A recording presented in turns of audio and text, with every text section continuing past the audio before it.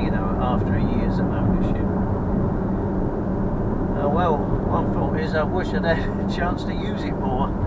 Because of a virus, I just haven't had that much time to use it. We were planning to go to France and other places, but we just couldn't do it. So in a year, it has just done just over 1,800 miles, which I plan to do a lot more in it. But it has been a fantastic car.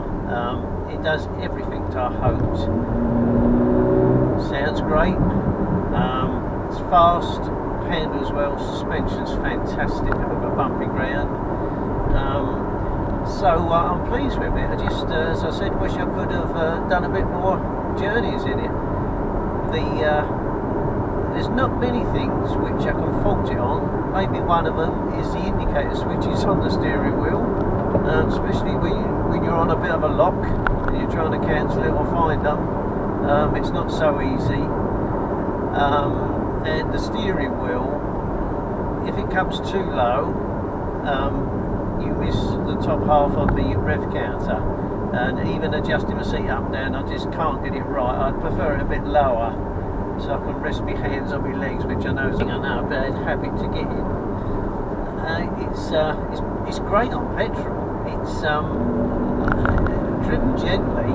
I'm getting into the low 30s on petrol. Not that you do drive them gently most of the time, but you know, if you want to conserve petrol, it's pretty good, but better than most, I think.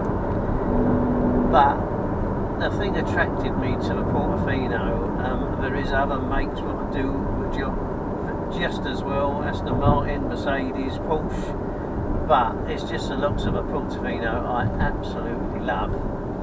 It's such a good looking car, and you've got the benefit of being a hardtop and a cabriolet, you know, a proper hardtop, and it looks just as good with the top up and the top down, which not many cars do. I am tomorrow going to test drive the F8, totally different car, I know, and it'd be interesting to see what that's like. Obviously more race prone, edgier performance, more powerful, but this is a different category of Ferrari, I feel. It is a very usable car. It does everything. Boot capacity is good, easy to manoeuvre. That anyone could drive one of these, and that's the appeal. It's so comfortable when you get in it. The seats are so lovely and supportive, and if you've got, I did spec this with quite a lot of extras, which, you know, I don't mind spending the money on, because this is a car I plan to keep and do a lot of mileage, as I've said in one of my other videos. I have got the 458, which I love. Whether I'll consider selling it and get the F8, I don't know. Maybe I'll think about that tomorrow after I've driven one. But I know it's not going to sound like a 458. But for me, I bought the Portofino to use as virtually an everyday car, and it's been great. The only thing is, I said, I haven't used it as much as I would have liked. So maybe next year I'll be using it more and putting some miles on it. They've just brought out the Portofino M. Which I'm pleased. I actually thought they might discontinue the Portofino, but they're not, so they've just upgraded it a bit. 620 brake horsepower now, 8-speed gearbox. You know, I don't think that's going to make a lot of difference to me, really. I won't be dashing out to change this for one.